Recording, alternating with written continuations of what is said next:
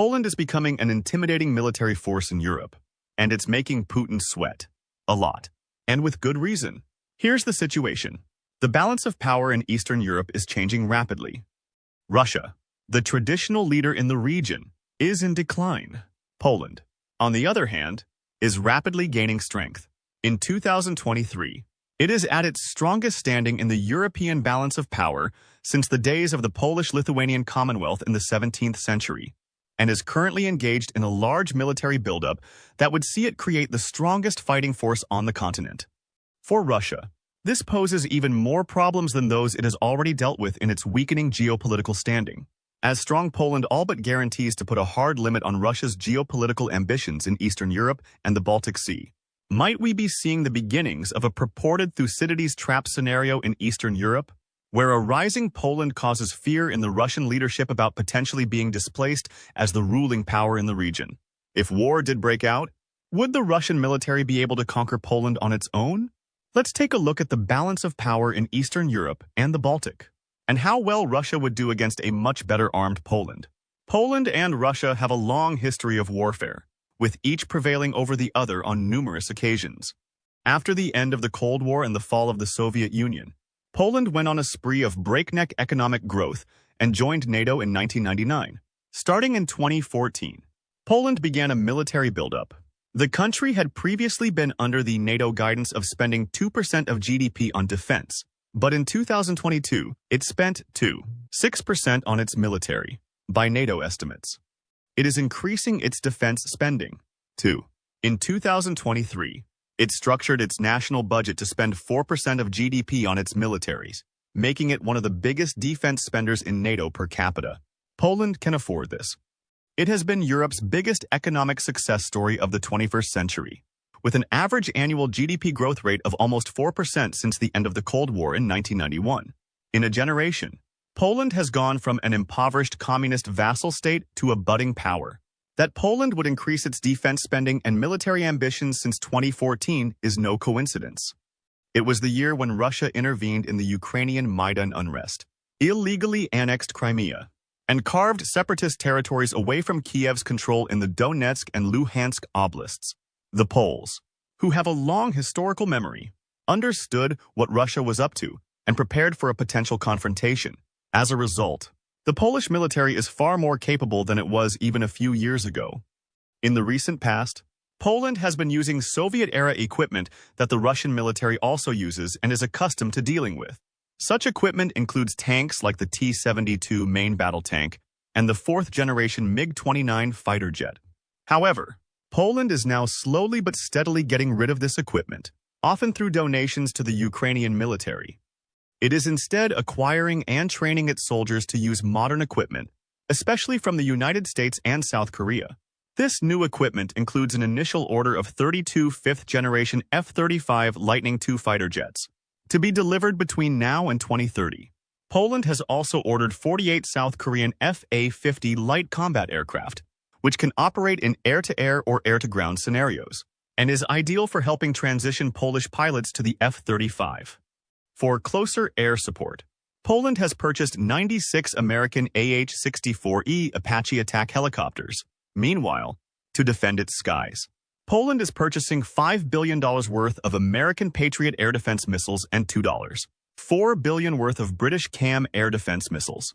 Poland's investment in creating a modern air force and air defense system would pose the first big problem for Russia in any renewed Russo-Polish hostilities.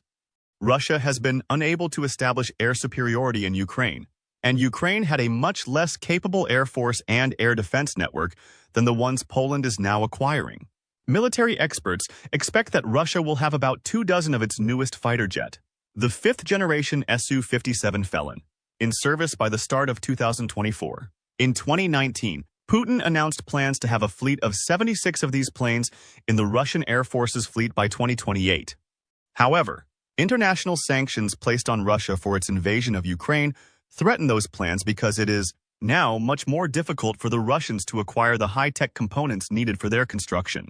The existing Su-57s have seen service in Ukraine, but British intelligence reported that such service has been limited because Russian officers fear losing these planes in operations. For an operation against Poland, The Su-57 would come in direct combat with the F-35 in the first ever encounter between two fifth-generation fighter jets. The Su-57 is faster, with a top speed of about 1,500 miles per hour, compared to the F-35's 1,200. It also has a longer range, with a combat radius of 930 miles, compared to the F-35's 590. The Su-57 is designed to be more maneuverable than the F-35, thanks to its forward-swept wing design. However, the F-35 is harder to detect by radar. The biggest advantage that Polish pilots would have over the Su-57 is the number of planes that they have. Because of sanctions, development of additional Su-57s for Russia may prove impossible, while Poland can continue to expect more F-35s in its air fleet. The longer Russia waits, the more its disparity is likely to grow. The Russian air fleet is much bigger than Poland's as a whole, with 4,036 aircraft between its army and navy as of 2023. In comparison, the Polish Air Force has only 275 planes in service. In an all-out assault, Russia should theoretically be able to overwhelm the Poles through numbers. But the fact that it could not do this in Ukraine raises questions about whether the Russians would be able to establish air superiority against a more capable force. And with time, the number and ability of Poland's aircraft will grow in comparison to Russia. The same principle also applies on land. Poland is in the process of creating a vast army. It has plans to nearly double the size of its army to 300,000 active duty personnel by 2030, which would make it the largest fighting force in Europe. The Polish public supports this move. Enlistments in the Polish military have spiked since Russia invaded Ukraine. As of 2023, the Polish army has about 189,000 total personnel. The Russian army is much bigger, with 3.6 million total personnel. Whether now or in 2030, the Poles would be significantly outnumbered in a Russian invasion. Experts believe that between 100,000 and 200,000 Russian troops are stationed in the Baltic enclave of Kaliningrad, which is also home to Russia's Baltic fleet and hosts nuclear weapons. The presence of Kaliningrad poses serious geostrategic problems for Poland. The heavily fortified enclave is only 240 miles north of Warsaw. Kaliningrad also sits a mere 40 miles away from Belarus's western border. This stretch of territory is called the Suwalki Gap, and military experts consider it the most vulnerable position in NATO's territory. A Russian offensive westward from Belarus and eastward from Kaliningrad across the Suwalki Gap would, if successful, cut Poland off from its NATO allies. Estonia, Latvia, and Lithuania. While those three Baltic states would suffer the worst for it, a successful operation across the Suwalki Gap would deprive Poland of some supplies and military options. Meanwhile, a drive southward from Kaliningrad toward Warsaw would force Poland into a defensive operation to protect its capital. Numerically superior Russian forces would also be far more heavily concentrated in a Polish campaign than they had been in Ukraine, which is much vaster territory. The dispersal of Russian forces across such a large area was one of the reasons why the Russian advance at the start of the war did not come as rapidly as outside observers originally predicted. Poland, with its more compact size, would not have the same luxury. Most of the fighting would take place along the narrower axis between Kaliningrad and the Belarusian border. Belarus's cooperation would be needed in these operations, but for all intents and purposes, it is a Russian vassal buffer state, and leaked Russian documents from early 2023 suggest that Moscow aims to annex Belarus by 2030. While Belarus did not intervene directly in the war in Ukraine, it hosted troops that attacked Kiev, and it currently hosts over 9,000 Russian troops. With plans to build even bigger bases, Belarus would be forced to host Russian troops for an invasion of Poland if the Kremlin really wanted to undertake the operation. Poland, therefore, has significant geographical vulnerabilities that would aid the attack from Russian forces which outnumber them. Theoretically, this should mean that Russia can take very heavy casualties in a drive on Warsaw from north and east and still win. One Ukrainian soldier fighting against the Russians in Donbass in March 2023 said the following: "The Russian mobilizational reserve is pretty much infinite, which means that they have the luxury to make mistakes. They can lose a brigade, or they can lose a platoon, and some of those people are going to survive, and they can share experience with the new conscripts. If Russia were to bring its full national might into the war effort, with different waves of mobilization, the Poles' numerical disadvantage would become more pronounced. Poland's population, according to its 2022 census, is about 38 million. Russia's is about 147 million. However, as we've seen in Ukraine, the total number of personnel in the military does not equally translate to combat power. On the battlefield, Russia's logistical problems were apparent from the earliest days of the war in Ukraine, when it was operating on the border of its own territory. Russian logistics for a war against Poland would be even more stretched. The supply lines would be longer, as they would need to go from the vast Russian interior, concentrate in Belarus, and then make their way to Poland. Waterborne supply lines from St. Petersburg to Kaliningrad would be shorter, but the balance of power in the Baltic currently greatly disfavors Russia. The Baltic, for all practical purposes, has become a NATO lake, especially with Finland's entry into the alliance and Sweden's entry pending. These maritime supply lines would be quickly disrupted in the event of a Russian war with Poland, even in the extremely unlikely scenario that NATO does not honor Article 5 commitments. Russian forces operating from Kaliningrad would therefore be difficult to supply, unless the Russian offensive can create a land bridge from there to Belarus. Such a scenario would give Poland the opportunity to concentrate vital resources to prevent the Russians from achieving their objective. Destroying Russian supply lines and command and control centers would slow the advance down and give Poland more time to mobilize and counterattack. Fortunately for Poland, there are weapons on hand which would help in this strategy. Undoubtedly, military officials in Warsaw had it in mind when embarking on their arms buildup. As of March 2023, Poland has purchased 18 HIMARS rocket artillery systems from the United States. Poland plans to increase the number of HIMARS in its arsenal to 500 units. Ukraine has used HIMARS to devastating effect against Russian forces.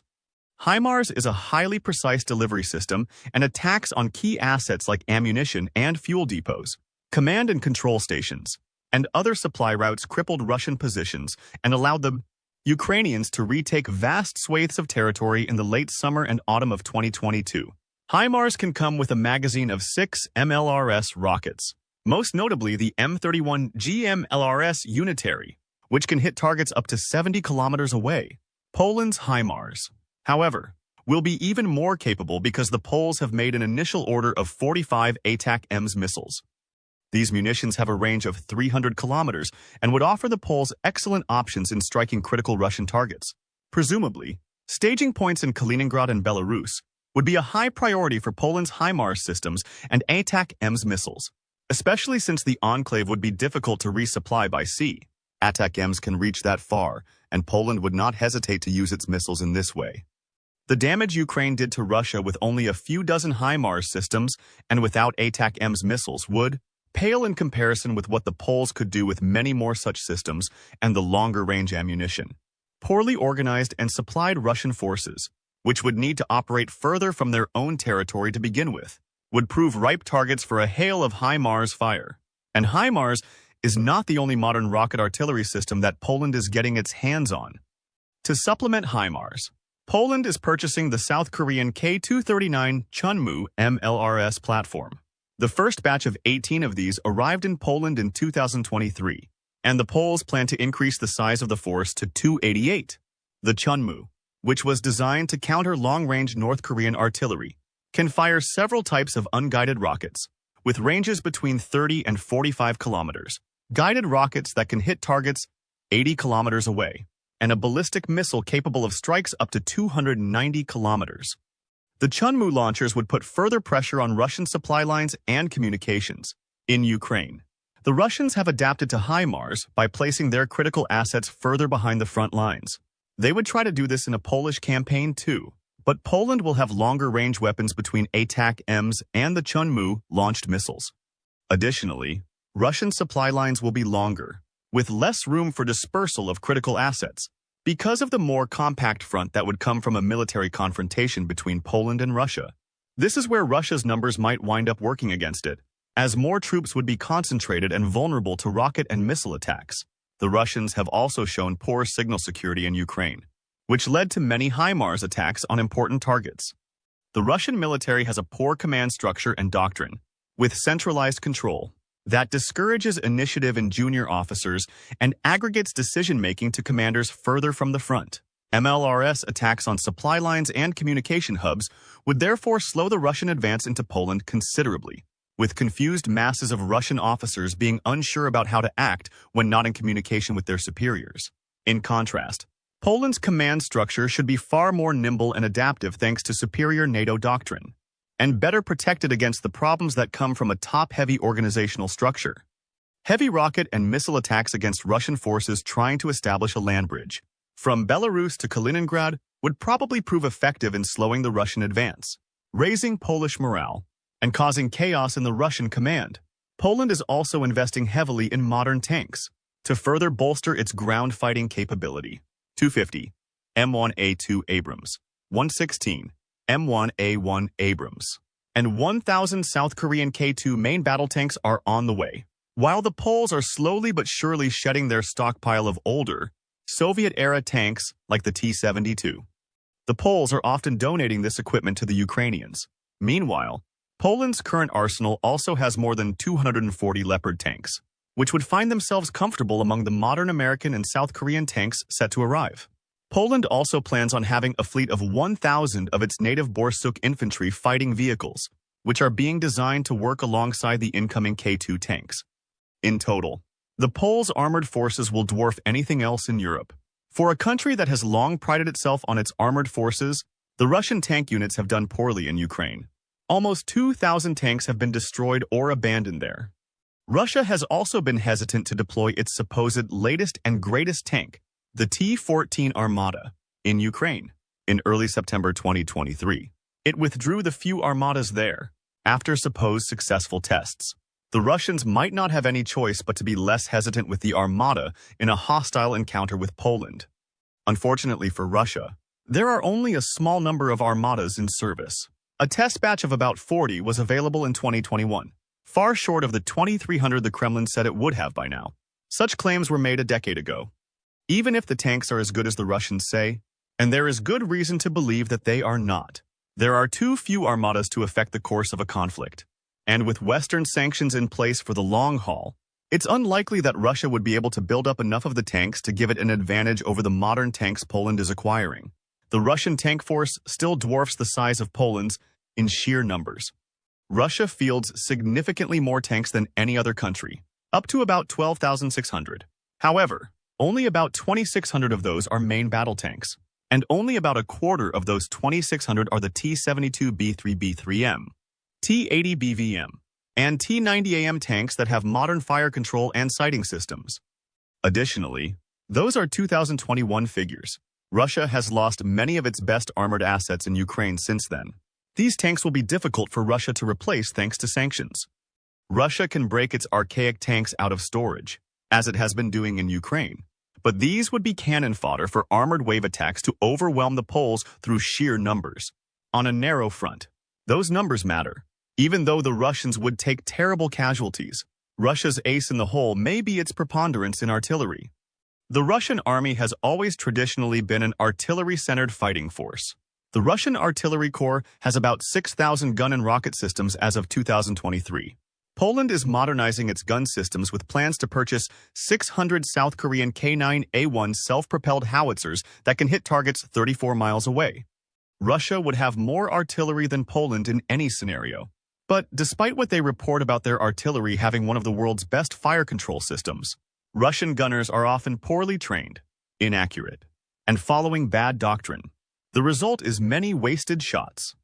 This is why, despite their firepower advantage, the Russians have suffered many reverses in Ukraine and have been unable to translate their artillery superiority into decisive victories. There is no reason to believe it would be different in Poland. The narrower front might mean greater luck for Russian artillery, but Polish gunners would almost certainly be more accurate shot for shot than their Russian opponents. In a war on Polish territory, Russia would have numerical superiority in the air and on land. With enough dedication, the Russians could try to overwhelm the Poles with its sheer mass of personnel and firepower. But this would be a costly strategy, reminiscent of the Winter War of 1939 to 1940, where the Red Army's wave attacks resulted in it suffering as many as 10 times the amount of casualties Finland took. The rapid modernization of Poland's military, Russia's long supply lines and logistic problems, and poor doctrine and command structure mean that something similar could happen in a renewed Russo-Polish war. This would be the most probable scenario. Russia may win if it puts its full effort behind the invasion, but its ability to project further power would become crippled in the process. Or perhaps Russia's logistics and command would be so weak and Poland's forces so much more effective that Russia gets stopped in its tracks, as it did around Kiev, when its supply lines were inadequate, even though the distances involved were much shorter than would be the case in a Polish campaign. But what do you think? What would a war between Russia and Poland look like? Let us know in the comments. Don't forget to hit the like button and be sure to subscribe for more military analysis from military experts.